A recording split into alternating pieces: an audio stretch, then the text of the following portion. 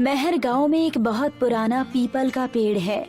गांव वालों का मानना है कि ये पेड़ 2000 साल पुराना है और इस पेड़ पर विष्णु देवता का वास है। गांव की कई पीढ़ियां पेड़ की पूजा करते आ रहे हैं। साथ ही इस पेड़ पर एक 5 मुंह वाले शेषनाग का वास भी है। सभी का मानना है कि ये विष्णु भगवान का अवतार है। माँ, मैं नहाने जा रहा हूँ और अभी मुझे पूजा करने भी जाना है। आप तब तक मेरे लिए नाश्ता बना कर रखिएगा। पूजा करने मंदिर जा रहा है क्या? मंदिर तो शायद अभी तक खुला नहीं है। नहीं माँ, मैं मंदिर नहीं जा रहा हूँ। मुझे पीपल के पेड़ की पूजा करनी है। अच्छा ठीक है, जाकर नहा ले। मनोज नहा कर आता है और दिए लेकर पीपल के पेड़ के पास जाकर पूजा करने लगता है।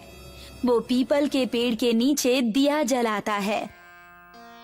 हे पीपल देवता, मैंने लोगों से सुना है कि आप पर विष्णु देवता वास करते हैं और साथ ही कई लोगों ने यहाँ पर शेषनाग के भी दर्शन किए हैं। मुझे कोई नौकरी दिला दीजिए ना, मेरी पढ़ाई पूरी हो चुकी है। मनोज सच्चे दिल से प्रार्थना करता है। तभी पीपल के पेड़ की एक शाखा हिलती है और उससे कुछ फल मनोज की पूजा की थाली में गिरते हैं। मनोज समझ जाता है कि ये भगवान से उसको प्रसाद स्वरूप मिला है। जय हो भगवान, लगता है आप तक मेरी प्रार्थना पहुँच गई है। मनोज थाली में से पीपल के कुछ फल खाता है और वहाँ से जाने लगता है। असल में वो नाग देवता के लिए दूध लेकर आया था, पर वो दूध रखना भूल जाता है। तभी उसके सामने अचानक से 5 मुंह वाले नाग देवता आ जाते हैं। क्या गलती हो गई भगवान मुझसे? मैं तो सच्चे दिल से यहाँ पूजा करने आया था ना। नाग देवता सर हिलाते हैं। तभी मनोज को याद आता है कि वो दूध रखना तो भूल ही गया। वो थाली में से दूध की कटोरी पीपल के पेड़ के पास रखता है और मनोज हाथ जोड़कर वहाँ से अपने घर की ओर चला जाता है। आजा, नाश्ता कर ले। माँ, पता है आज मुझे नाग देवता दिखाई दिए। पहले तो मैं बहुत डर गया था। जरूर तूने कोई शैतानी की होगी या वहाँ पर कोई गंदगी फैलाई होगी, तभी तुझे नाग देवता दिखे। नहीं माँ, ऐसी बात नहीं है। वो तो मैं नाग देवता के लिए दूध लेकर गया था और डालना भूल गया था, तब उन्हें देखकर मुझे याद आया। अच्छा तो ये बात है, ठीक है, अब नाश्ता कर ले। मनोज नाश्ता करता है। एक रात को तेज हवा और तूफान आने से पीपल का पेड़ टूट जाता है। अरे मनोज बेटा, उठ जा, अभी तक सोया हुआ है। क्या बात है माँ, आज इतनी जल्दी क्यों उठा रही हो? मेरी अभी तक नौकरी थोड़ी ना लगी है जो मुझे नौकरी पर जाना है। कल रात हुई आंधी तूफान से पीपल का पेड़ टूट गया है। सारे गांव वाले जा रहे हैं, तू भी जाकर देख ले। मनोज उठता है और सीधे पेड़ को देखने के लिए निकल जाता है। कुछ दिन पहले ही तो मैं यहाँ पूजा करने के लिए आया था। मनोज देखता है कि पीपल का पेड़ जड़ से ही उखड़ा हुआ है। पता नहीं हमारी कितनी पुश्तों ने इस पेड़ को पूजा होगा, पर हमारा दुर्भाग्य देखो, पेड़ ही टूट गया है। अब हम लोग किसकी पूजा करेंगे और इसके नीचे रखी हुई मूर्तियाँ अब कहाँ रखेंगे? सभी लोग देखते हैं कि पेड़ के गिरने के बाद भी मूर्तियाँ अभी भी सुरक्षित हैं। प्रभु की महिमा तो देखो, इतना विशाल पेड़ ऊपर से गिरा, फिर भी मूर्तियों को कोई नुकसान नहीं हुआ। मनोज पेड़ के नीचे से मूर्तियाँ निकालता है और उनको एक जगह पर रख देता है। तभी मुखिया वहाँ पर आ जाता है और सभी लोगों को वहाँ से हटने के लिए कहता है। चलो सभी लोग यह जगह खाली करो, इस पेड़ की लकड़ियाँ काटी जाएंगी। कौन चीरेगा इसकी लकड़ी और क्यों? क्योंकि ये पेड़ मेरी जमीन पर है, मेरे पूर्वजों ने लगाया था इसे, इसीलिए मैं इसकी लकड़ी को चिरवाकर बेच दूंगा। ये जमीन तो तुमने जबरदस्ती हथियाई है और ये बात सभी गांव वाले जानते हैं, इसीलिए हम लोग तुम्हें इस पेड़ की लकड़ी नहीं ले जाने देंगे।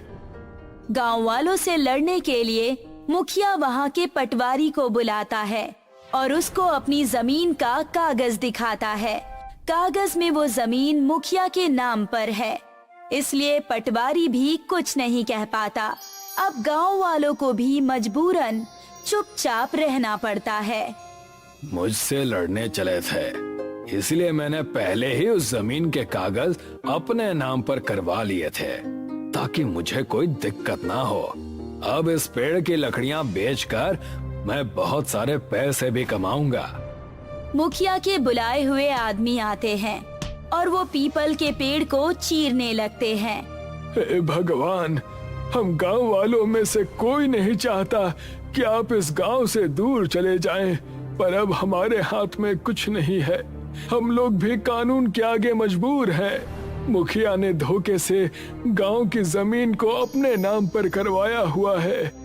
भगवान से मेरी क्यों बुराई कर रहे हो? वो नहीं सुनने वाले हैं। जो खुद अपना घर नहीं बचा सका, वो मुझे लकड़ियां चीरने से कैसे रोकेगा? मुखिया के लोग लकड़ियां चीर रहे थे कि तभी वहाँ पर एक सांप दिखता है, इसलिए वो वहाँ से भागने लगते हैं।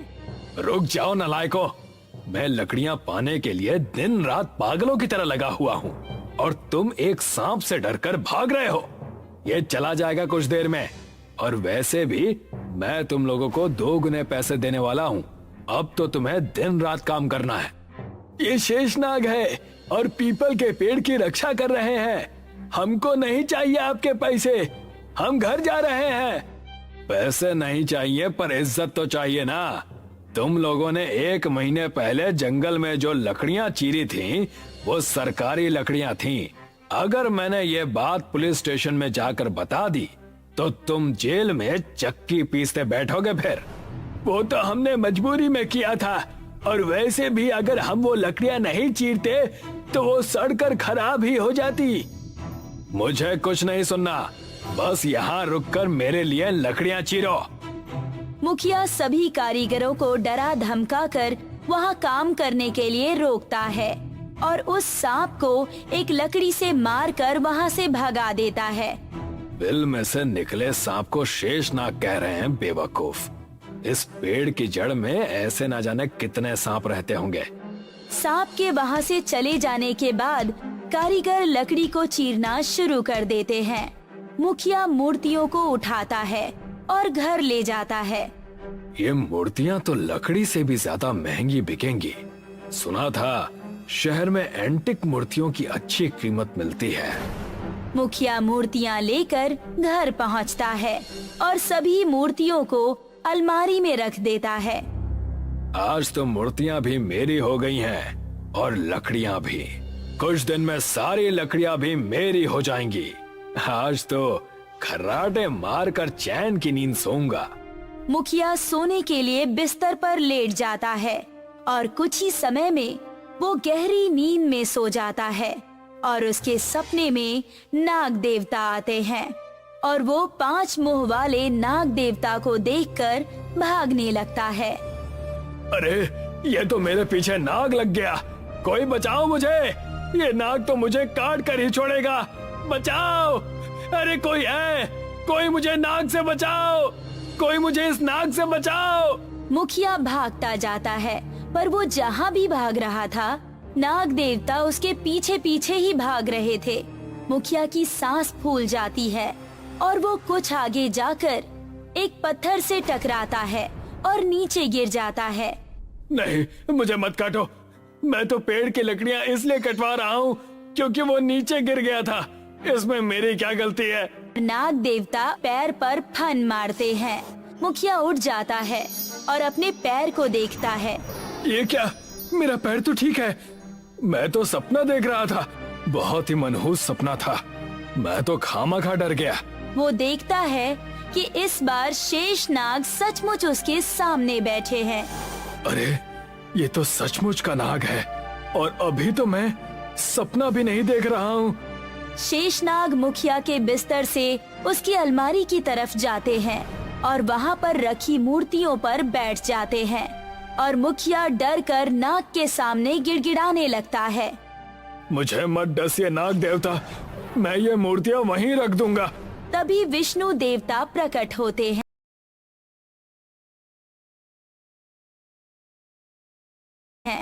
मैं कई सदियों से इस गांव में रह रहा हूँ, पर अब मेरा घर टूट चुका है।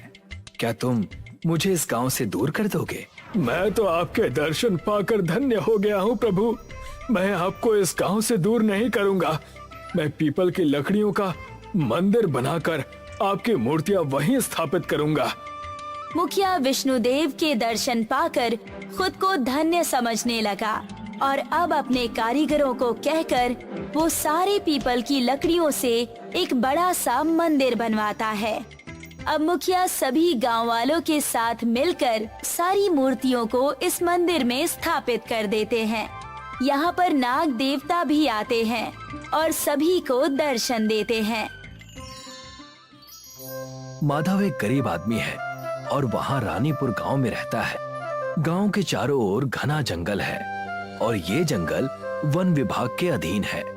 माधव के परिवार में उसकी बीवी और उसकी बेटी है, पर उसके पास कोई नौकरी नहीं है। ऐसा कब तक चलता रहेगा जी? हमारी बेटी अब बड़ी हो गई है, आपको कोई नौकरी कर लेनी चाहिए। तुम्हें क्या लगता है मुझे घर पर बैठना पसंद है क्या? मैं भी कोशिश कर रहा हूँ कि जल्दी कोई नौकरी मिल जाए। माधव नौकरी की तलाश में घर से निकल पड़ता है, पर उसे कहीं भी नौकरी नहीं मिलती। आखिरकार थक हार कर शाम को माधव अपने घर वापस लौटता है।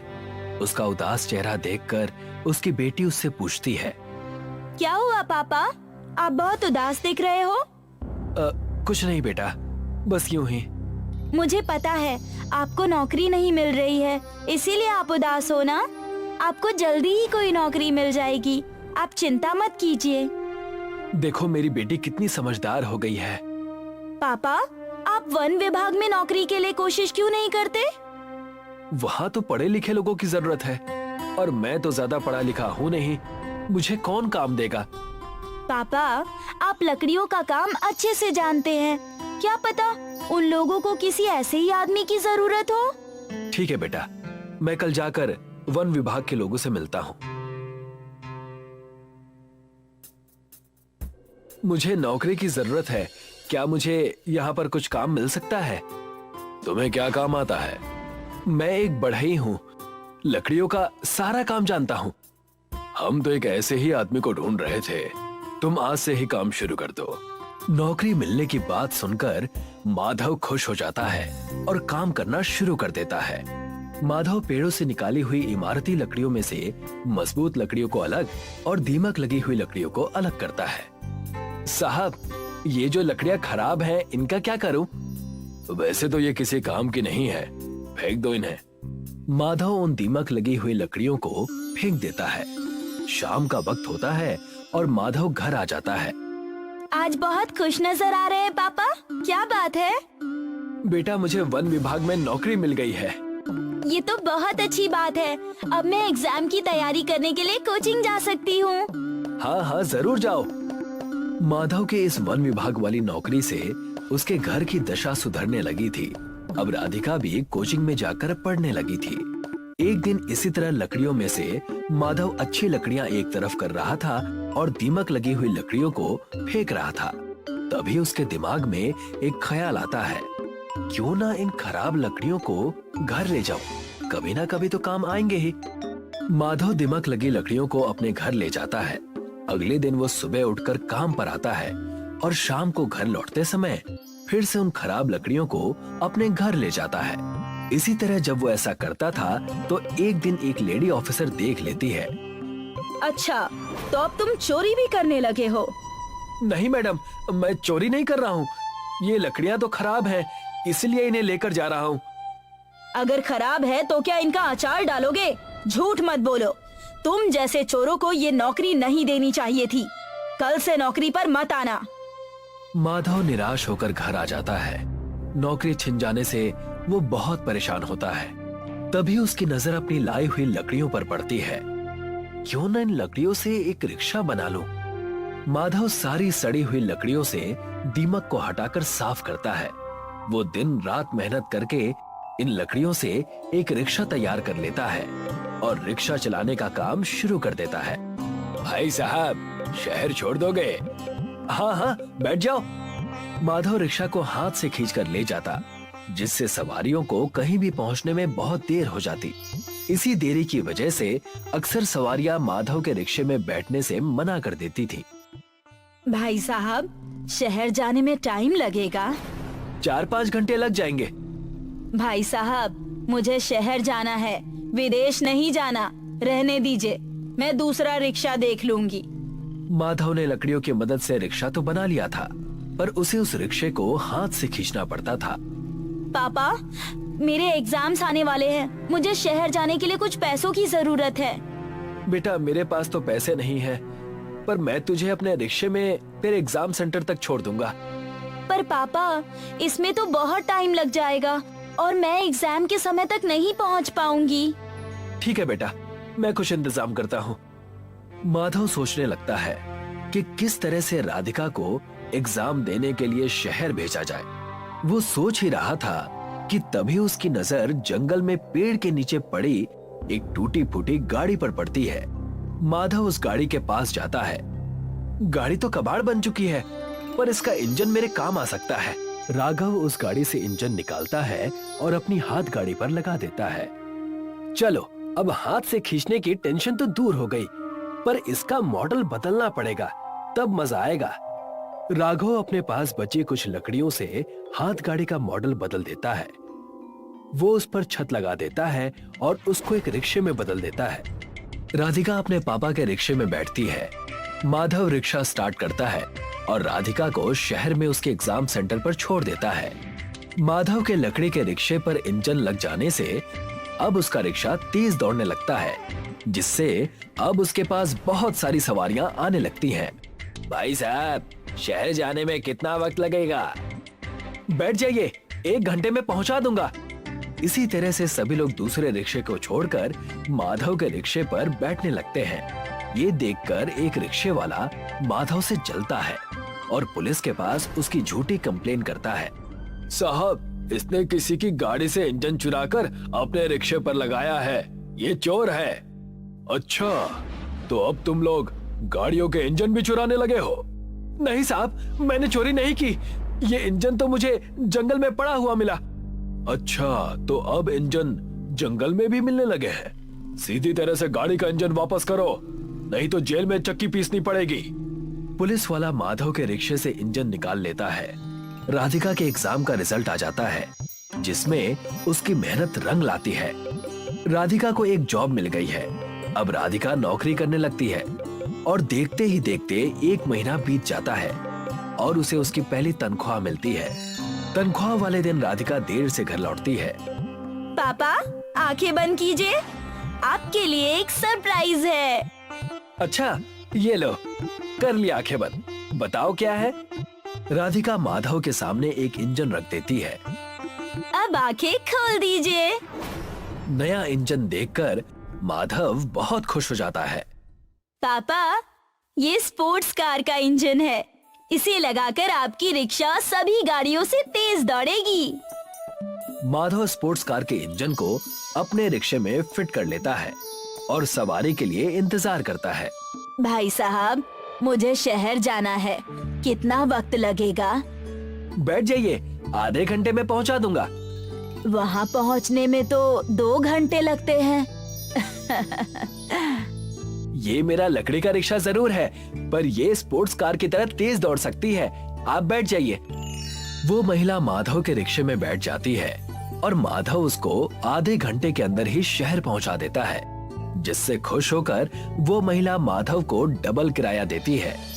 इसी तरह से अब माधव लोगों को तेजी से गांव से शहर पहुंचाता है। जल्दी पहुंचने और समय बचाने के लिए सभी लोग अब माधव के रिक्शे का इस्तेमाल करते हैं और माधव पूरे इलाके में लकड़ी की फरारी रिक्शे वाले के नाम से फेमस हो जाता है। हरिया और धारा एक गरीब दाम्पति थे। इनका एक बेटा था गोपाल। गोपाल पढ़ाई लिखाई में बहुत अच्छा था, हमेशा क्लास में अव्वल आता था।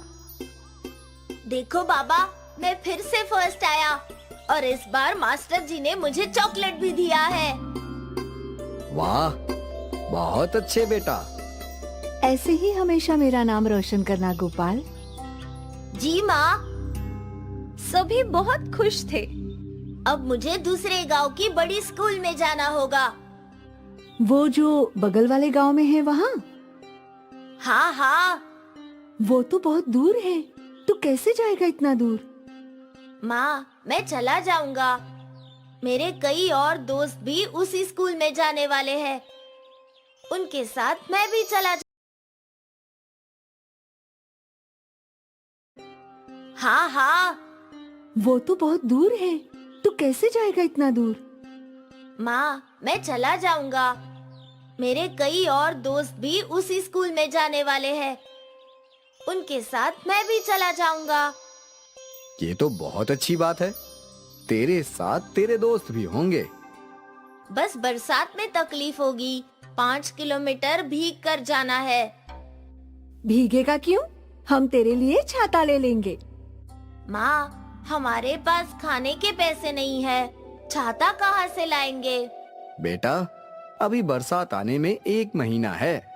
1 महीने में हम इतने पैसे तो जोड़ ही लेंगे कि हम तेरे लिए एक छाता खरीद लें। सच में बाबा? हाँ बेटा, तू फिक्र मत कर, तू बस अपनी पढ़ाई पर ध्यान दे। हरिया एक बांस की टोकरी बनाने वाला कारागिर था।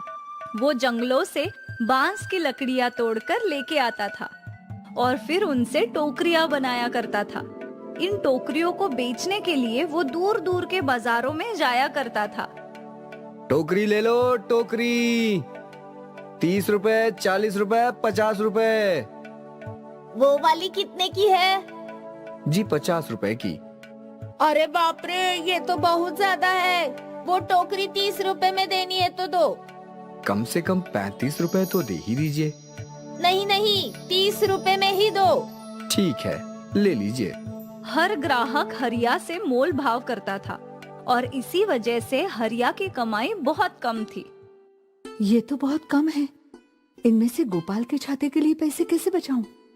कोई बात नहीं, तुम इससे राशन लाओ। कल मैं देखता हूँ, शाम को बाजार भी जाऊंगा। शायद और टोकरियां बिक जाए। ठीक है। हरिया और धारा छाते के लिए पैसे संजोने लगे, पर महीने भर में वो लोग 100 रुपए भी बचत नहीं कर पाए। इतने कम पैसे में छाता कहाँ से आएगा?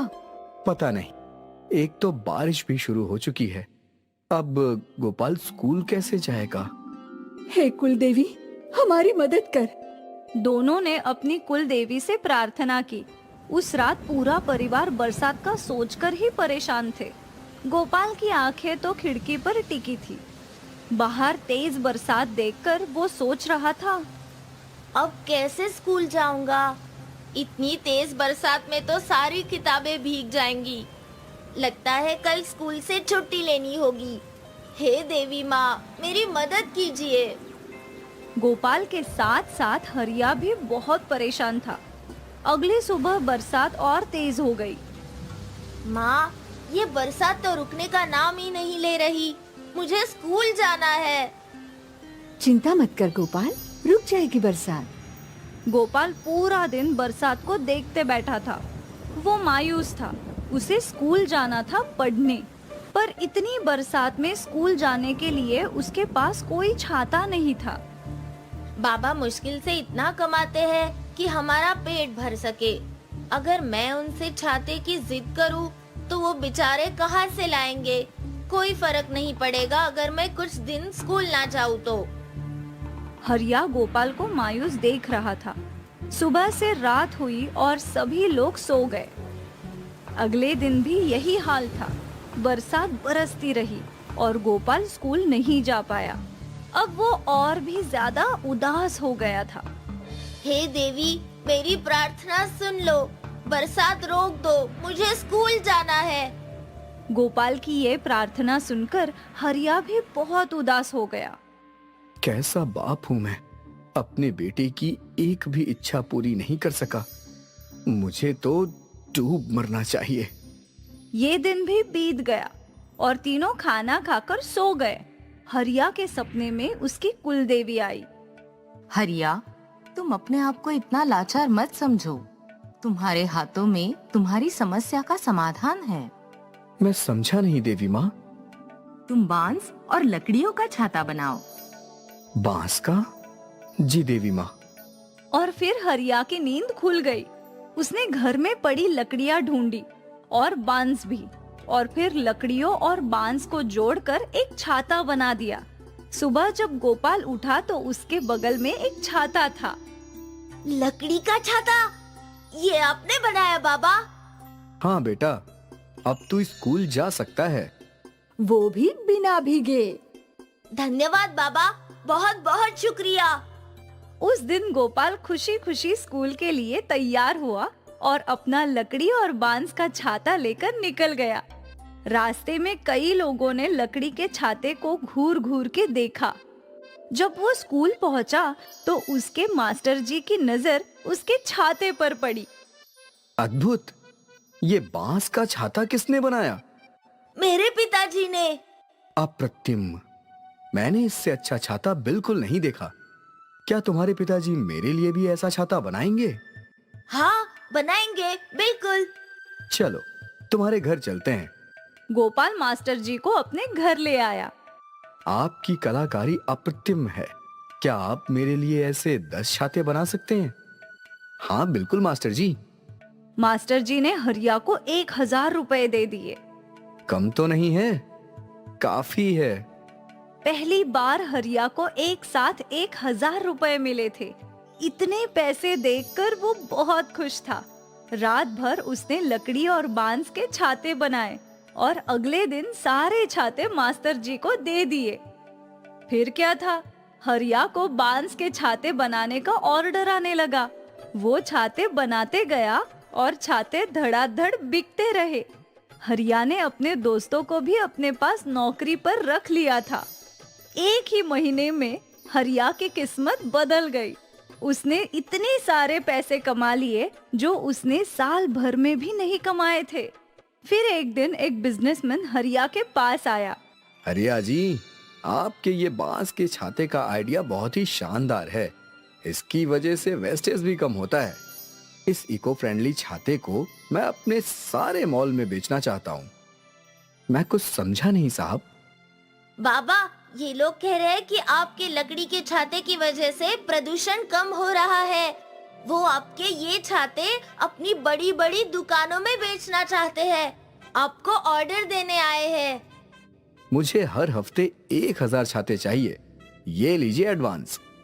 उस आदमी ने हरिया को 1,00,000 रुपए दिए। जिंदगी में पहली बार हरिया ने 1,00,000 रुपए देखे थे। हरिया ने गांव के और लोगों को काम पर रख लिया। वो सब कड़ी मेहनत करते रहे और बांस के छातों की डिलीवरी देने लगे। देखते ही देखते हर मॉल में हरिया के बांस के छाते बिकने लगे और हरिया को एक बहुत ही सम्मानित अवार्ड से नवाजा गया। उसके इको फ्रेंडली लकड़ी के छाते दुनिया भर में धूम मचा रहे थे। देवी माँ, आपका बहुत बहुत धन्यवाद। आपने बिल्कुल सही कहा था। मेरी समस्या ही मेरा समाधान है। उस दिन हरिया को जिंदगी की एक बहुत अहम सीख समझ आ गई। उसे समझ आ गया कि जिस बरसात को वो समस्या समझ रहा था, वही बरसात उसके किस्मत को खोलने का रास्ता था। इसलिए दोस्तों, समस्याओं से भागने में नहीं